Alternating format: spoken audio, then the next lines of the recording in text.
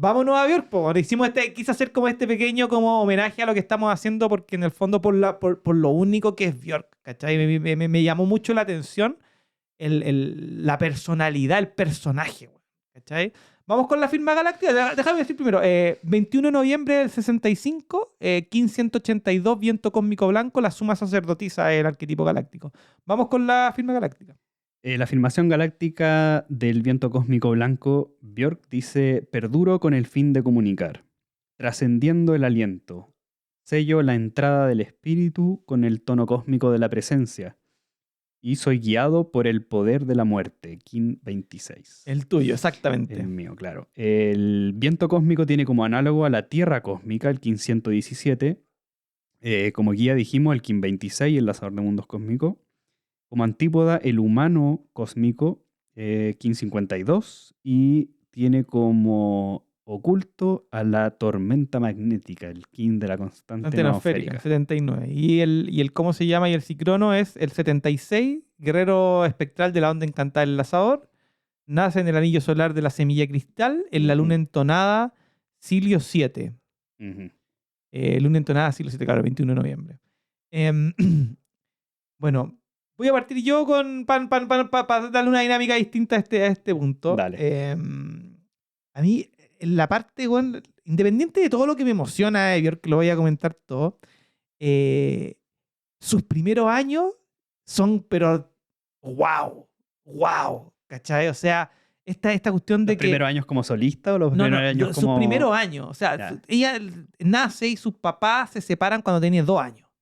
Ya eso es un tema grande, pero eso no es lo que me impresionó. Sí, me impresionó que la mamá era una ecologista, o sea, la mete dentro del mundo vegetariano y ecológico. Imagínate, mamá ecologista en los años 60. En Islandia. En Islandia, o sea, una hueá rarísima, pero ella se casa con un guitarrista que es conocido como el Eric Clapton de Islandia. Y Eric Clapton o sea, no es un guitarrista cualquiera, ¿cachai? Claro. Eric Clapton. Y este gallo se da cuenta que tiene esta facilidad de canto, estamos hablando de 2-3 años, y la mete al conservatorio a estudiar piano. O sea, estamos hablando de un personaje que tiene una instrucción musical, artística, desde la guata. O sea, no sé, es algo que es súper... Mira, lo más parecido que yo te podría decir en cuanto a los cronomancia que hemos estado viendo es lo de Mozart. ¿Cachai? El Mozart, ¿cachai? Es como y eso que Mozart a los 5 años recién le empiezan a estudiar a esta cabra, desde que tenía 2 años. Y el papá, o sea, el padrastro, empieza a decirle, oye, ya sabes que esta chica tiene algo, démosle. Y a los 15 años se gradúa del conservatorio. O sea, es la más joven en graduarse de todo el conservatorio. Y cuando yo vi la entrevista de Björk, ella decía que se fue porque se aburrió de la música clásica. Como que la música clásica no tiene sentido. Claro, ya era un orden. Era un orden que ya repetitivo. Es como repetirlo esto para que no me gusta, me voy. Y a los 15 años darte cuenta de esto lo encontré, wow. No sé qué fue a ti lo que más te... Sí. Sobre todo de esa primera etapa es cómo se hace conocida. Porque también se hace conocida creo que a los 12 años. Sí. Cuando graba con este padrastro, eso que dijiste, exacto, que era el Eric Clapton de la isla. Sí. Graba este primer álbum y su voz se hace totalmente reconocible. Exacto. O sea, ya es una voz que es totalmente, digamos que viaja por Islandia y todo el mundo sabe a los 12 años quién es Björk, porque es una persona que ha estado dedicada, ¿cierto?, al estudio del piano, ¿cierto?, en el conservatorio, pero ya tiene un disco, digamos, porque su padrastro tenía un grupo de música, claro. Entonces ya entra como en esta posición de vocalista y digamos que se hace conocida. Exacto. Y ahí yo creo que déjame parar un poco antes que sigáis, porque es súper importante lo que estoy diciendo. Graba este disco, ¿cierto? Que en el fondo es un disco en donde ella interpreta muchas canciones conocidas, no es un disco que ella escribe, ni que se lo escriben, sino que ella hace repeticiones de otras canciones, escribe un tema, una parte con su padrastro y lo graba, pero le ponen a su disco Björk. ¿ya? Mm. Y eso yo creo que es algo que va a marcar la historia de Björk, como este viento cósmico, ¿cierto? Mm. Porque le carga, lo odia. Ella habla de ese disco, de Claro. cómo cresta mi padrastro le pudo poner Björk a ese disco si ninguna canción la escribí yo. Claro. ¿Cachai? Y es como, y le pusieron Björk, y eso después se transforma en que todos los discos que ella hace a futuro tengan un nombre conceptual en donde ella se mete dentro del personaje que crea para cada disco, como para tratar de compensar la falta de respeto de haberle puesto su nombre a un disco que ella no había creado. Lo Claro. quería decir nomás porque es como, es importante. Es que, y eso tiene que ver mucho con ella es como artista. La verdad que a mí me encanta Björk, Ya. la adoro. Y conozco a una persona que la trajo acá a Chile. Ah, ¿en serio? ¿Ya? Sí. Dale. De hecho, es la pareja de Soledad de la bandera de la paz. Va, perfecto. ¿Sí? Perfecto. No, se me olvidó el nombre. Sí, por la soledad. Él es viento cósmico también. ¿Ya? Y cuando veníamos de una vez de Curacaví, él dijo que, claro, dentro de todos los artistas con los que había trabajado cuando Björk vino a Chile. Y la odió.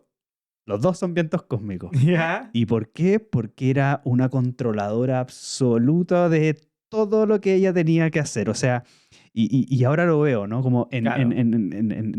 porque lo vi también, digamos, cuando ella, en toda su etapa antes de ser solista, Claro. donde experimenta un montón en varios géneros, se mete hasta en el punk, en el Sí, jazz, en todo. toca con mucha Queda gente. embarazada muy joven. Queda embarazada joven, hace también un grupo, ¿cierto? Con este grupo joven, pero siempre encuentra errores. Siempre encuentra cosas que ella pudo haber hecho mejor, pero por el hecho de estar en Islandia, Claro. no tiene las mejores personas capacitadas. Entonces, cuando ya entra solista, ella dice, me tengo que ir de Islandia. Exactamente. Y ahí empieza Se va a Londres. Y se va a Londres, y ahí empieza, digamos, esta visión de Björk, pero donde ella trata de controlar absolutamente todo lo que aparece en su escenografía, Exacto. que es lo que hemos conversado, ¿no? De que Björk es muy completa. No es solamente su voz, su rol como vocalista. Que es suficiente para hacer lo que queráis ya en el mundo artístico. O sea, Exacto. solo con la voz podría hacer lo que quiera. Pero lo que decís tú, o sea, es de un nivel tan completo que ella se fija hasta en ni siquiera en los ruidos instrumentales, sino que hasta en los ruidos accesorios de cada una de sus canciones, donde a veces se escuchan niños, se escuchan Claro. mar, se escuchan pájaros, Hubo un disco en donde contrató a unos hermanos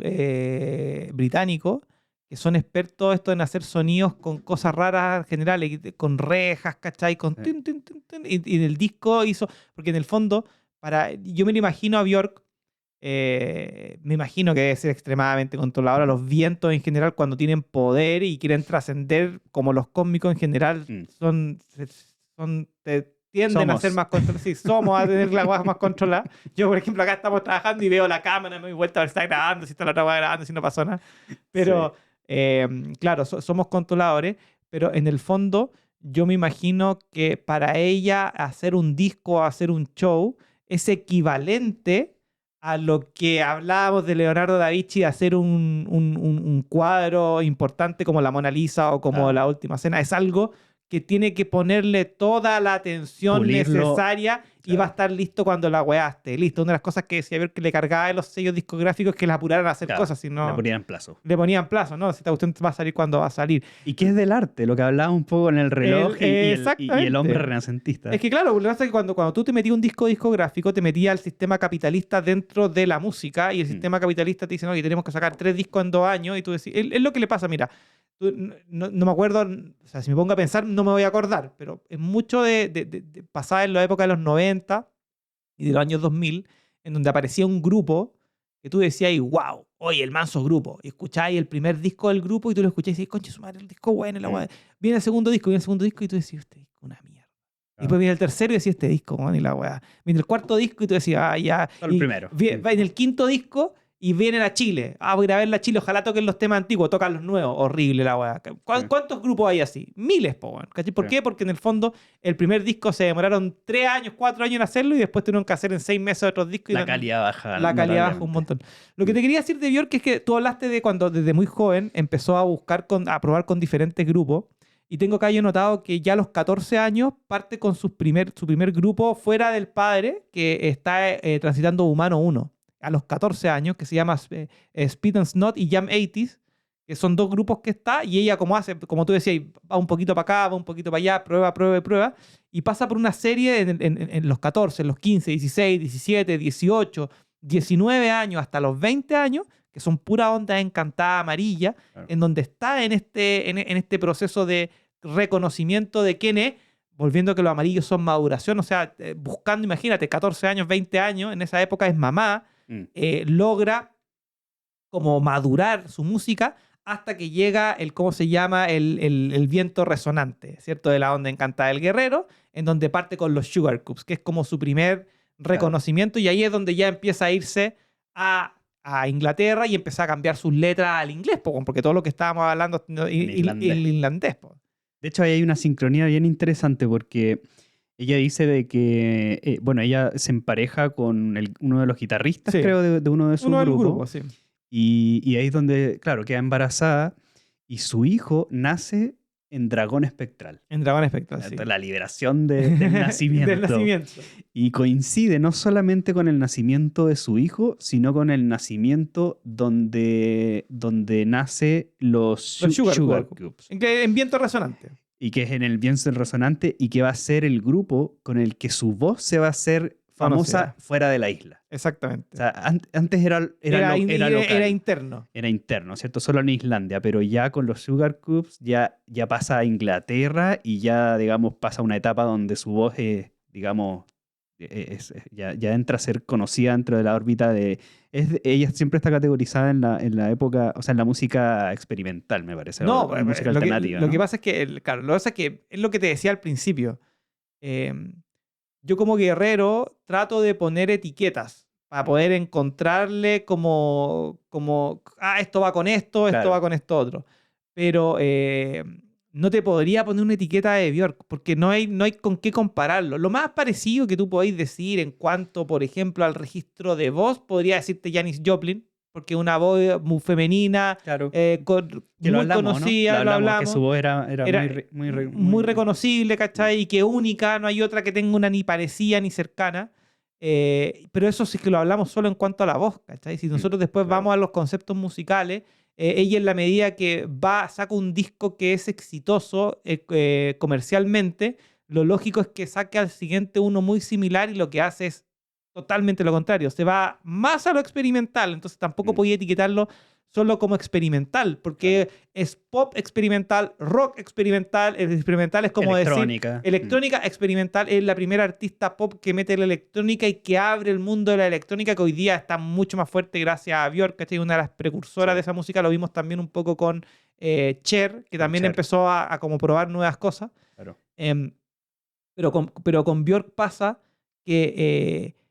lo que te decía, no sé si lo dije, pero creo que sí, es que cuando ella le ponen a su disco Björk, el primero, el del papá que se siente, cuando ella toma un concepto, el primer disco que ella hace como solista, una vez que ella se separa de los Sugar Cubes, ¿cachai? ¿Debut? Hace un disco que se llama Debut, que lo hace en el año 93, que es cuando está en Tierra Magnética.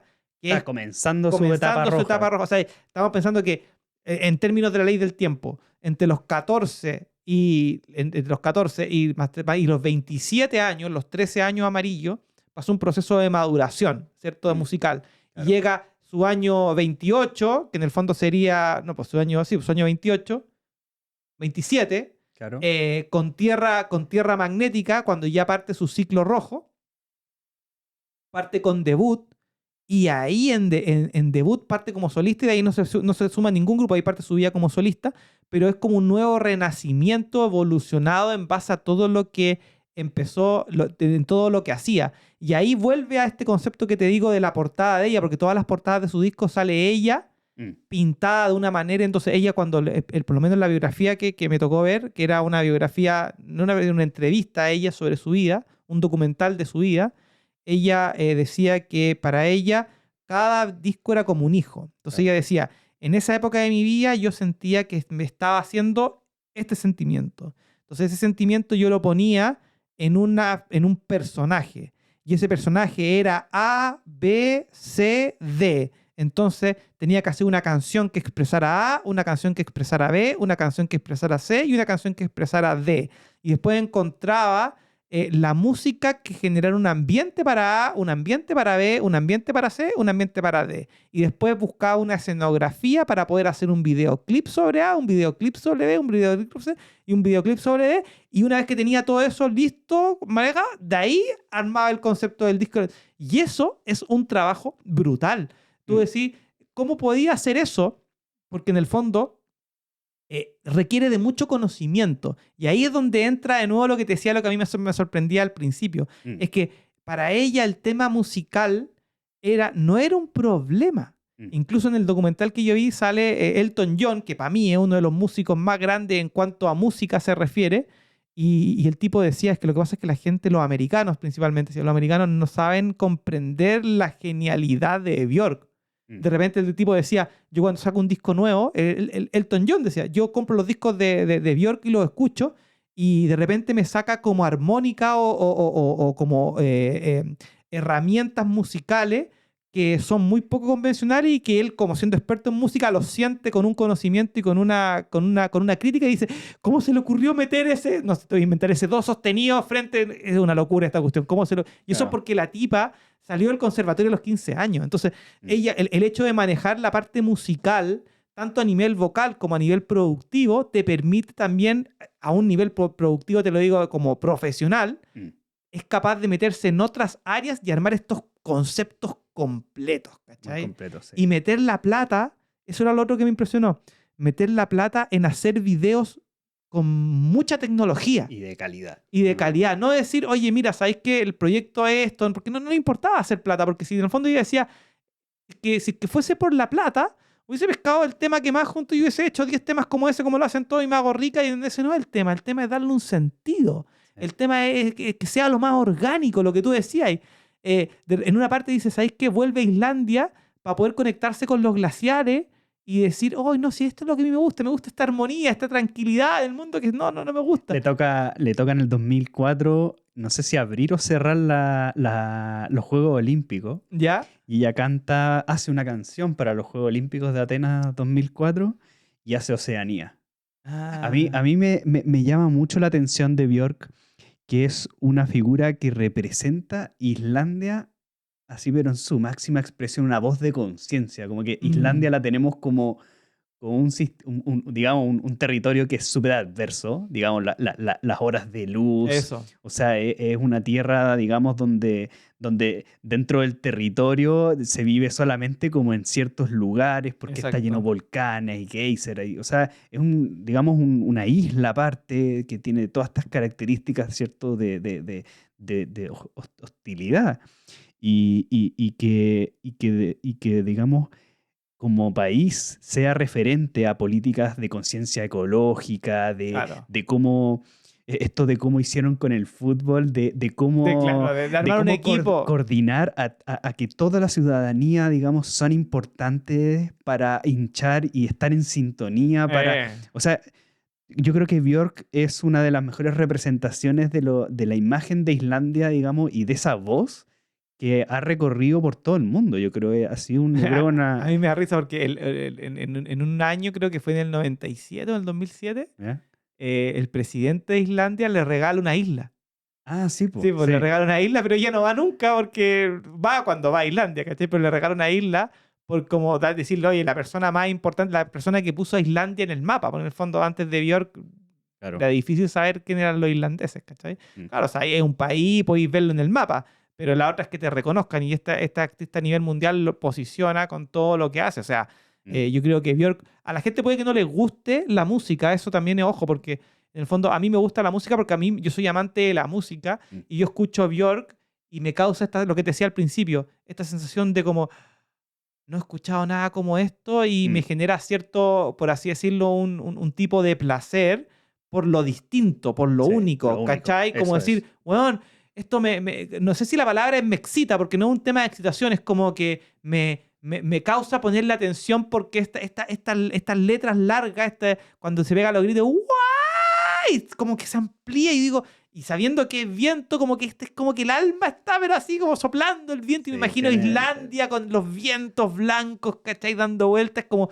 espíritu. Todo el espíritu ahí como gritando, pensando también lo que decíamos, que viene una mamá ecologista, que una niña de conservatorio. Y sus canciones son también de crítica social, Claro. de cómo vivimos, de las cosas, digamos, que hacemos mal, que tenemos que hacer bien. El tema de los océanos es también por proteger los océanos. Exacto. O sea, tiene un sentido súper profundo que es mucho del tono cósmico también, digamos, como de trascender un mensaje y comunicar no solamente con la voz, sino que con todo el instrumento de un artista y con todo el repertorio. O sea, Claro. la diversidad musical, los aspectos audiovisuales, o sea, la presentación en la escenografía, Sí, no. en sus conciertos. O sea, es una persona, pero artista, pero completa. O sea. Es que lo que pasa es que en el fondo de eso, yo siento que cuando tú hablas de un artista, y me voy a poner un poco esotérico en este comentario, cuando tú hablas de un artista, en el fondo el concepto cultural, transversal, y por así decirte lo común, es que yo digo, ok, voy a poner un artista ejemplo. No sé, voy a poner a uno que esté ya, Bad Bunny. Ujú. Tú pensáis en un artista como Bad Bunny, independiente de que tú puedes considerar que es buena la música o mala la música. Entonces, la gente piensa que Bad Bunny tiene su personaje, que es Bad Bunny, y tiene su vida personal, que en el fondo se llama Benito, creo que se llama, Benito. Entonces dicen, no, este tipo, este Benito tiene este personaje Bad Bunny. Por darte un ejemplo, ¿no? Ujú. ¿Cachai? Pero eso para mí no es, si es que fuese así, no es verdaderamente un artista. El artista es el que se crea a sí mismo y esa es su única personalidad. En el caso, por No ejemplo, crea un alter ego. no crea un alter ego, es él, Ujú. ¿cachai? Entonces es como por decirte, en el caso, para llevarlo a un tema más cercano a la ley del tiempo, es como José Argüelles. O sea, está José Argüelles, que es el profesor, doctorado en historia, magíster en historia, doctor en historia del arte, profesor, escritor, y está Balún Botán. Y créeme que cuando él se convierte en Balún Botán, él no dice, no, yo soy, ¿qué te creéis? Yo soy doctorado en historia del arte. No interesa. Tú eres Balún Botán y eres 100% Balún Botán. Lo que hablábamos con Castanea. ¿Sí? Borras tu historia personal y te vas. Entonces, para mí, Björk es un artista porque no hace una diferencia entre su vida profesional y su vida personal. Ella es original. Ella es todo eso. Y a la gente, por lo que tú decías de tu amigo, el otro viento cósmico, no lo entiende porque creen que tienen estas dos... Es como que, hola, mira, yo soy Björk, y buena onda, y la noche tengo que hacer este show, me tengo que vestir de Björk y tengo que cantar y la cuestión... Estás equivocado. A mí me pasó también con un amigo que le tocó en uno de estos Lollapalooza. Conocíamos a los productores de Lollapalooza, ¿cachai? Entonces tuvo que traer y le pasaron a un amigo a The Weeknd, cuando vino el tipo de The Weeknd, que es hoy día uno de los artistas más famosos de Estados Unidos. O sea, The Weeknd es lo consideran a nivel vocal y a nivel como de fama, como está un poquito más abajo que Michael Jackson en cuanto a su calidad artística. ¿Cachai? Independiente que él no lo es, yo no lo considero así, pero él se considera eso, ¿cachai? Es un tipo súper importante, súper imponente y en el fondo súper llevado a su idea. Y cuando le dijeron a mi amigo que lo dijo, ya, yo que The Weeknd lo quiero conocer, pues sí, bueno, es súper famoso. Y fue, y cuando terminó la weá, dijo, loco, nunca más hago esta pega de manejar artistas, porque los weones son tan perfeccionistas y son tan tan controladores que es imposible, no podías hacer nada, no podéis conversar con él, no le podéis dirigir la palabra, no podéis mirarlo, no podéis hacer nada con ellos, porque en el fondo el tipo está en un personaje 100%. Y ahí tenemos la historia de Elvis, tenemos la historia de... que nosotros vimos que está 100%, puta, ya se me olvidó, pero tenemos... Hay varios, Jimi Hendrix, claro. la Janis Joplin también lo vimos, que son tipos que nos separan lo que es ser artista de una vida personal. El artista verdadero se convierte en su propio personaje y olvida lo que era anteriormente. Claro. No, aquí la Björk es auténtica, ¿no? Creo que la mejor expresión ahí que define a Björk es eso, la autenticidad. Y bueno, aquí tengo un listado de también, no lo voy a leer todo, son varios, pero personajes que, por ejemplo, el vocalista de 5 Seconds of Murder, Jared Leto, Amy Lee, que es la chica esta que canta de Evanescence, John Tavener, que es como se llama, que es un compositor clásico, y este tipo de Radiohead, que también está dentro de los conocidos por las voces, Tom York. Todos ellos consideran que la voz más importante y influyente en su vida es Björk. Es Björk. ¿Cachai? O sea, estamos hablando de que, oye, Amy Lee es de Evanescence, una voz brutal. Claro. Estamos hablando de Jared Leto. Jared Leto es actor, pero también, también tiene una voz, weón, impresionante. El de Radiohead, ¿para qué hablar? Es lo más parecido que yo te podría decir. De hecho, tienen una canción que es súper buena. Bueno, es lo más parecido que tú podéis decir a Björk. Claro, y este John Tavener, que es un compositor clásico, la define como más inteligente que la mayoría de los cantantes clásicos. O sea, ya el hecho de manejar la música clásica y ser maestra en esto es genio, ¿no? le mantiene genio. Y también el tema ese de conectarse con la naturaleza y conectarse con las raíces, ¿cachai? El hecho de desde muy pequeña, bueno, ella cuenta en su historia de cuando la mamá se casa con este tipo que es músico, se van al bosque, por así decirlo. El bosque en Islandia es a los glaciares, Claro. ¿cachai? Entonces ella siempre decía que ella le encantaba que en verano fuera todo el día de día, creo que son como 20 horas de día y 4 horas de noche, o 22 horas, y después que en invierno sea de noche. Eso es normal y me encantaba que la mitad del año fuera de día y la mitad del año fuera de noche, porque en el fondo te da un ciclo distinto, ¿cachai? Claro. Y eso yo creo que lo hace esto único que estábamos hablando desde el principio. Sí, notable. Yo simplemente la adoro. Bueno, o sea, no creo que quedan más cosas que hablar. Fue un gran cronomancia. Creo que los artistas que nos tocaron, esperemos que los que revisemos de ahora en adelante sean tan buenos como esto, porque dejamos la vara como, por lo menos en la parte del estudio. Sí. Estuvo súper entretenido.